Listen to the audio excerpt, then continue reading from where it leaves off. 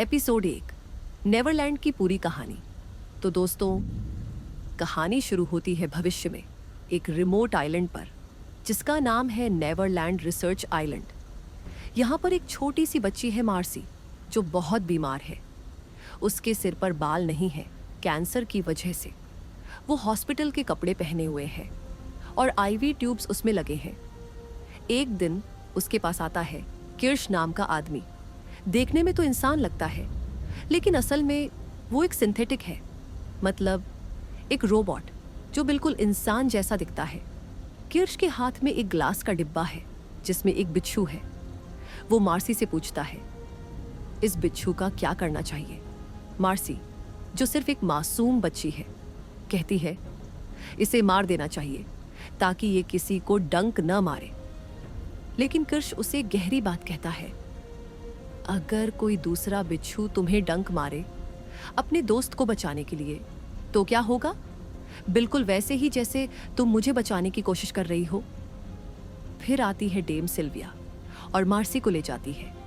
वो उसे एक बड़ी कमरे में ले जाती है जहां खड़ा है बॉय कैवलियर। ये बॉय कैवलियर दुनिया का सबसे युवा ट्रिलियनेयर है और प्रोडिजी कॉरपोरेशन का सीईओ।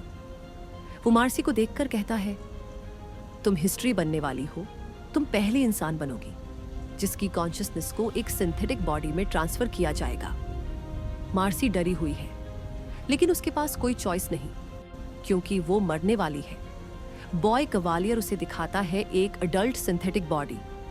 ये वही बॉडी है जिसमें मार्सी की सोल जाने वाली है। फिर वो उसे पीटर पैन का एनिमेटेड डिज्नी मूवी दिखाता है, एक गोल स्क्रीन पर। मार्सी पूछती है, अगर मैं इंसान नहीं हूं तो फिर मैं क्या हूं?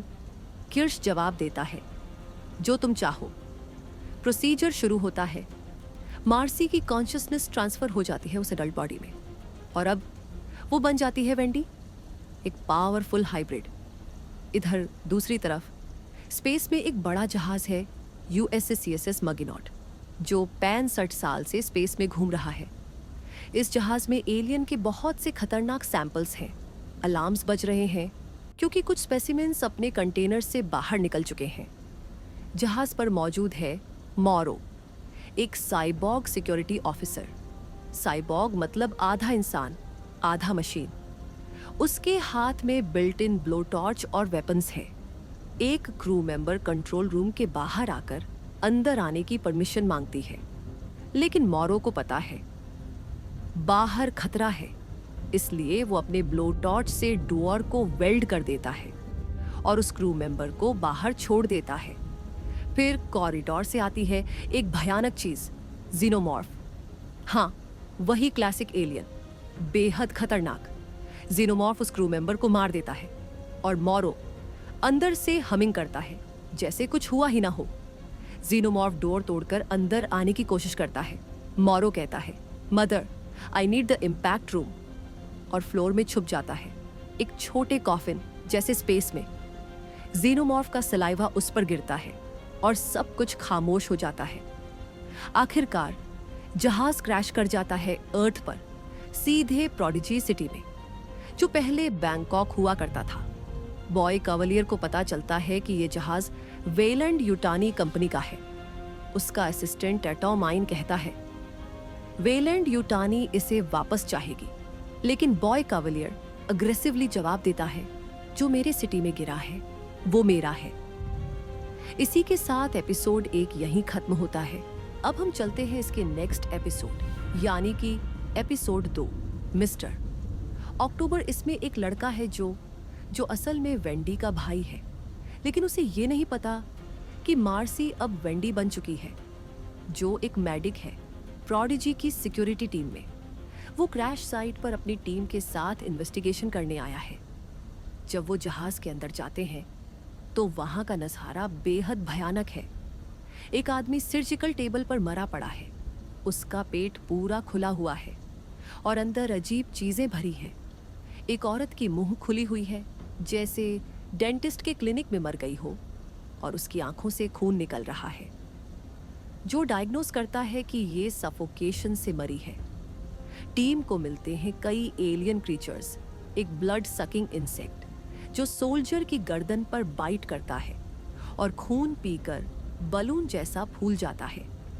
एक कार्निवोरस प्लांट जो छत से उल्टा लटक रहा है और एक टेंटिकल्ड आईबॉल मॉन्स्टर जो एक मरी हुई बिल्ली की आंख से निकलता है। फिर टीम को क्रॉस करना पड़ता है एक ब्रोकन स्टेयरवेल। सब लोग जंप करके दूसरी साइड पर चले जाते हैं, लेकिन जो आखिरी में होता है अचानक शैडोज से इमर्ज होता है जीनोमॉर्फ और जो को नीचे गिरा देता है। जो एलिवेटर में छुप जाता है और डिस्ट्रेस कॉल करने की कोशिश करता है। There's a creature loose, approximately 8 feet tall and armored, लेकिन उसे सिर्फ स्टैटिक मिलता है। जो आगे बढ़ता है और एक अपार्टमेंट में पहुंचता है जहां एक बहुत ही अजीब सीन है। 1700 के रीजेंसी एरा के कॉस्ट्यूम्स पहने रिच पीपल पार्टी कर रहे हैं। उन्हें बिल्कुल परवाह नहीं है कि बाहर क्या केओस हो रहा है। एक प्रोडिजी सोल्जर उन्हें इवैक्यूएट करने की कोशिश करता है, लेकिन पार्टी होस्ट डिसमिसिवली डोर बंद कर देता है। अचानक स्टैचू के पीछे से जेनोमॉर्फ अपीयर होता है। पहले वो सोल्जर को मार देता है, इनर जॉ से अटैक करके उसकी बॉडी फ्लिंग कर देता है। गन फायरिंग की आवाज गूंजती रहती है जब तक सोल्जर मर नहीं जाता। पार्टी होस्ट डर जाता है और अंदर भागता है, लेकिन जेनोमॉर्फ रूम में घुसकर सभी गेस्ट का ब्रूटल मैसेकर कर देता है। जो वहां वेपन उठाता है उसकी नजर पड़ती है एक इंसान पर जो अभी भी जिंदा है, लेकिन सिर्फ अपनी हाफ बॉडी के साथ क्रॉलिंग कर रहा है। बेहद हॉरिफिक सीन है। जब जेनोमॉर्फ जो पर जंप करने वाला होता है तभी परफेक्ट टाइमिंग पर एंट्री होती है मोरो की। वो स्पेशल स्टन गन से जेनोमॉर्फ को शूट करता है और एलियन अनकॉन्शियस हो जाता है।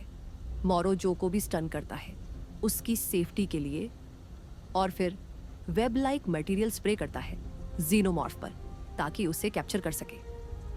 उधर दूसरी तरफ कॉर्पोरेट वॉर शुरू हो चुका है।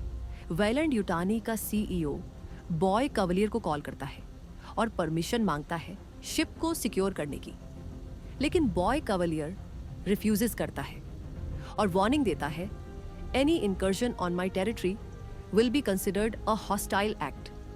अब जो हॉस्पिटल बेड पर है और देख रहा है रेजी जैक्सन का 1787 वर्ल्ड सीरीज बेसबॉल, उसे अपने फादर के साथ गेम देखने की मेमोरीज याद आती है। इसीलिए इस एपिसोड का नाम है मिस्टर अक्टूबर, क्योंकि रेजी जैक्सन को मिस्टर अक्टूबर कहा जाता था। तभी रूम में एंट्री होती है वेंडी की, जो कंफ्यूज्ड होकर पूछता है तुम कौन हो। साथ खड़ा स्लाइटली, जो वेंडी का हाइब्रिड फ्रेंड है, एक्साइटेड होकर ब्लर्ट करता है शी इज योर सिस्टर। वो समझाता है वेंडी एक लड़की नाम मार्सी, जो शॉक रह जाता है वो मेरी बहन का नाम था।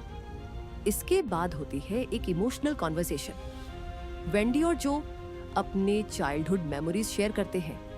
वेंडी एक्सप्लेन करती है कि उनके फादर ने उसे बॉय कैवलियर को दे दिया था एक्सपेरिमेंट के लिए जब वो मरने वाली थी।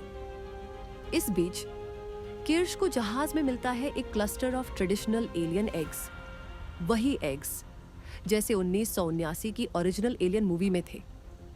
किर्श वेंडी को ऑर्डर देता है कि वो अपना सर्च एंड रेस्क्यू मिशन छोड़ दे और इन एग्स की प्रोटेक्शन करे जब तक हाजमैट टीम ना आ जाए। अब वेंडी कन्फ्लिक्टेड है, अपने भाई को बचाए या मिशन फॉलो करे। एपिसोड का क्लाइमैक्स बेहद ड्रामेटिक है। वेंडी, जो और स्लाइटली एग्स के पास पहुंचते हैं। वेंडी को सुनाई देती है एक अजीब बजिंग नॉइज, शायद एलियन कम्युनिकेशन। अचानक एक फेस हगर इमर्ज होने वाला होता है जो को इम्प्लांट करने के लिए, लेकिन तभी अडल्ट जेनोमॉर्फ पाउंसेस करता है और जो को गिरा देता है उस गहरी खाई में जो wrecked शिप से बनी थी। वेंडी एक स्प्लिट सेकंड डिसीजन लेती है। वो स्लाइटली को ऑर्डर्स देती है एग्स की वॉच करना और फिर अपने भाई के पीछे उस डीप पिट में जंप कर जाती है। एपिसोड यहीं खत्म होता है एक जबरदस्त क्लिफ हैंगर के साथ। क्या जो बचेगा? क्या वेंडी उसे रेस्क्यू कर पाएगी? और उन एग्स से कितने नए जेनोमॉर्फ्स निकलने वाले हैं?